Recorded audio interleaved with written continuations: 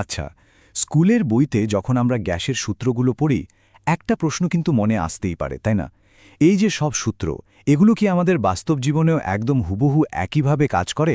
মানে গাড়ির টায়ার ফোলানো থেকে শুরু করে আবহাওয়া কেমন থাকবে সেই সব হিসাবে? ঠিক এখান থেকেই কিন্তু একটা মজার লড়াই শুরু হয়। একদিকে আছে বিজ্ঞানীদের বানানো একটা পারফেক্ট মডেল, যাকে আমরা বলি আদর্শ গ্যাস, আর অন্যদিকে আছে আমাদের চারপাশের বাতাস, মানে বাস্তব গ্যাস। আজকের এই বিশ্লেষণে আমরা ঠিক এই দুটো জিনিসের পার্থক্যটাই বোঝার চেষ্টা করব আর জানব কেন এই পার্থক্যটা জানা এতটা জরুরি। তো মূল পার্থক্যটা কি? ব্যাপারটা খুবই সহজ। একদিকে দেখুন আদর্শ গ্যাস। এটা পুরোপুরি একটা থিওরি বা ধারণা। এখানে ধরে নেওয়া হয় যে গ্যাসের অণুগুলো একদম বিন্দুর মতো, মানে ওদের কোনো সাইজ নেই আর ওদের মধ্যে একে অপরকে টানার কোনো ব্যাপারও নেই। আর অন্যদিকে আছে বাস্তব গ্যাস, যেমন অক্সিজেন, যেটা দিয়ে আমরা শ্বাস নিই। এর অণুগুলোর কিন্তু সত্যি সত্যি একটা আকার আছে, আর তারা একে অপরকে হালকা টানতেও পারে। এই ছোট্ট দুটো পার্থক্যই কিন্তু পুরো খেলাটা বদলে দেয়। চলুন তাহলে প্রথমে আলাপ করা যাক এই পারফেক্ট মানে আমাদের এই কাল্পনিক চরিত্রটার সাথে।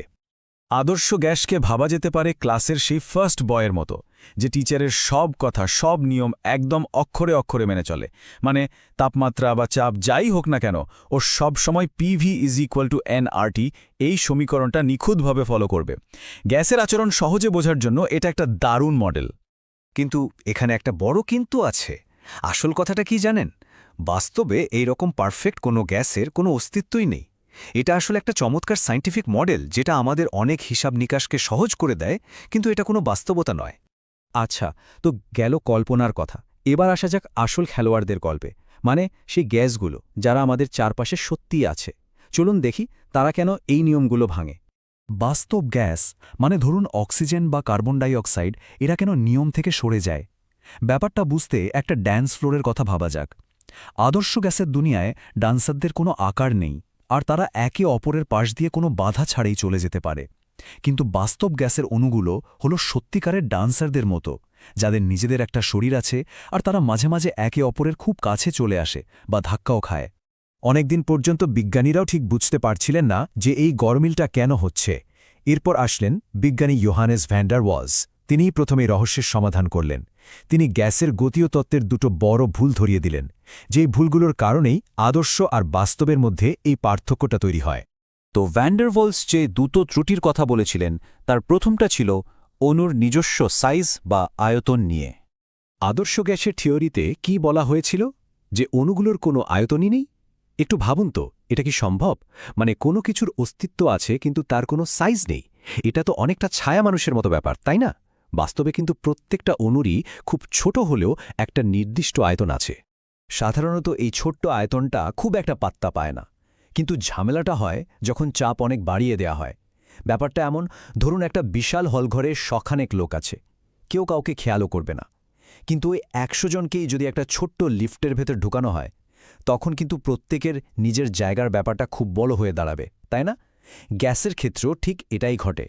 উচ্চচাপে অণুগুলোর ছোটাছুটি করার জন্য আসল জায়গাটা আমাদের হিসাবের চেয়ে অনেক কমে যায়। আচ্ছা, গেল প্রথম কারণ। এবার আসা যাক ভ্যান ডার ওয়ালসের দেখানো দ্বিতীয় ত্রুটিটার দিকে। আর সেটা হলো অণুগুলোর নিজেদের মধ্যেকার একটা অদৃশ্য টান। আদর্শ গ্যাসের মডেলে ধরে নেওয়া হয়েছিল যে অণুগুলো একে অপরকে পাত্তাই দেয় না, একদম একা একা ঘুরে বেড়ায়। কিন্তু বাস্তবে ঠিক আমাদের মতোই গ্যাসের অণুগুলোর মধ্যেও একে অপরের জন্য একটা হালকা টান কাজ করে। এই টানটা খুব দুর্বল, কিন্তু যখন ওদের কাছাকাছি আনা হয়, মানে চাপ বাড়ানো হয়, তখন এর প্রভাবটা ঠিকই বোঝা যায়। এখন প্রশ্ন হল, এই আকর্ষণের জন্য কি হয়? ধরুন একটা অণু খুব স্পিডে গিয়ে পাত্রের দেয়ালে ধাক্কা মারবে বলে দৌড় দিচ্ছে। ঠিক সেই মুহূর্তে তার পেছনের বন্ধু অণুগুলো তাকে একটু পেছন থেকে টেনে ধরল, যেন বলছে, আরে দোস্ত আসতে যা। এই হালকা টানের কারণে কি হল?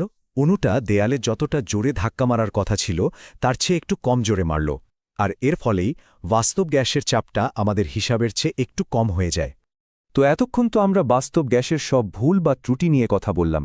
এখন প্রশ্ন হল, এমন কি কোনো উপায় আছে যাতে এই বাস্তব গ্যাসগুলোকেই আদর্শ গ্যাসের মতো আচরণ করানো যায়? জবাবটা হল হ্যাঁ, আছে। আর তার জন্য মাত্র দুটো শর্ত পূরণ করতে পারলেই বাস্তব গ্যাসগুলো তাদের সব ভুল ত্রুটি ভুলে গিয়ে প্রায় আদর্শ আচরণ করা শুরু করে। শর্ত দুটো মনে রাখার একটা সহজ উপায় আছে। গ্যাসকে করে দিতে হবে গরম আর ফাঁকা, মানে তাপমাত্রা অনেক বাড়িয়ে দিতে হবে আর চাপ অনেক কমিয়ে দিতে হবে। যখন তাপমাত্রা খুব বেশি থাকে, অণুগুলো এত জোরে ছোটাছুটি করে যে একে অপরকে টানার বা আকর্ষণ করার ফুরসতই পায় না।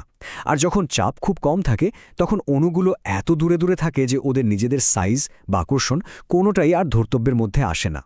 চলুন আমাদের সেই ডান্স ফ্লোরের উদাহরণে আবার ফিরে যাই। উচ্চ তাপমাত্রায় ডান্সাররা এত দ্রুত নাচছে যে একে অপরের দিকে তাকানোরও সময় নেই। আর নিম্নচাপে ডান্স ফ্লোরটা এত বিশাল আর ফাঁকা যে তারা এমনিতেই একে অপরের থেকে অনেক দূরে, ধাক্কা লাগানোর কোনো সুযোগই নেই। ঠিক এই অবস্থাতেই কিন্তু একটা বাস্তব গ্যাস প্রায় আদর্শ গ্যাসের মতো হয়ে যায়। তাহলে মূল বিষয়টা কি দাঁড়ালো? পরের বার যখন আমরা চারপাশের বাতাস নিয়ে ভাবব, তখন এটা মনে রাখা দরকার যে দুটো শর্ত, মানে অনেক বেশি তাপমাত্রা আর অনেক কম চাপ দিতে পারলেই এই বাস্তব গ্যাসও প্রায় নিখুঁত বা আদর্শ গ্যাসের মতো আচরণ করবে। আর এই জ্ঞানটাই কিন্তু খুব জরুরি, কারণ গাড়ির টায়ারে কতটা হাওয়া ভরতে হবে, সেখান থেকে শুরু করে আবহাওয়া কিভাবে বদলাবে বা একটা রকেট কিভাবে উড়বে, এই সব কিছু নিখুঁত হিসাবের পেছনেই কিন্তু আদর্শ আর বাস্তব গ্যাসের এই লড়াই আর সমঝোতার গল্পটা লুকিয়ে আছে।